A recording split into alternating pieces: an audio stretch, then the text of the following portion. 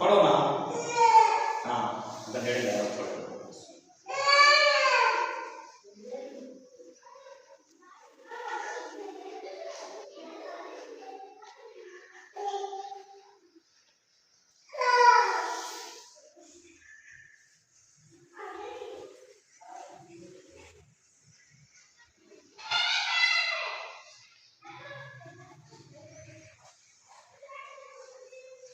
ये ज़्यादा कितनी लोग हैं? हाँ जाते हैं।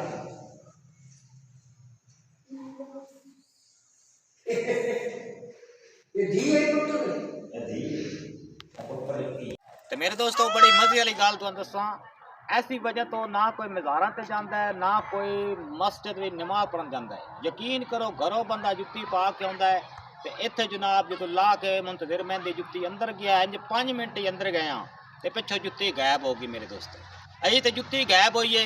सन तो मोटरसाइकिल का भी खतरा रहिंदा है, गड्डियां का भी खतरा रहिंदा है। ऐ ते हाल है मेरे दोस्तों। ते फिर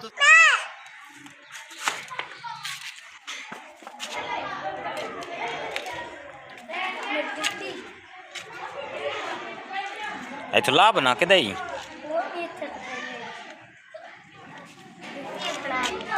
कोई पंप के वजह आई। चल आ जा फिर हम इंज ही चलते हैं। कौन नहीं मिली? चल आ जा फिर। तुसी आदे हो जे मसीतां ते कोई नहीं जांदा, मज़ारां ते कोई नहीं जांदा हैगा, के बंदा हाज़री कदाई देवे जे पिछों बंदा जुत्तियां चवाब होवे जो मतलब मोटरसाइकिल ही गुआब होवे। या देख लो मुंतज़िर मेहंदी दे पैर तुसी देखे न, अगे तुहानू क्लिप भी दिखाने आ मुंतज़िर मेहंदी दा। ते ऐ तुसी मुंतज़िर मेहंदी दा वेख लो किवें खलोएगा मार्क, ऐ वेख लो। तो इस दे नाल ही अंसर WR ने दो इजाज़त। अपना ढेर सारा ख्याल रखा है, दुआओं भी याद रखा है। अगर कोई गलती गुस्ताखी हुई तो दिल से माफ़ कर दे। अल्लाह सोने दे हवाले।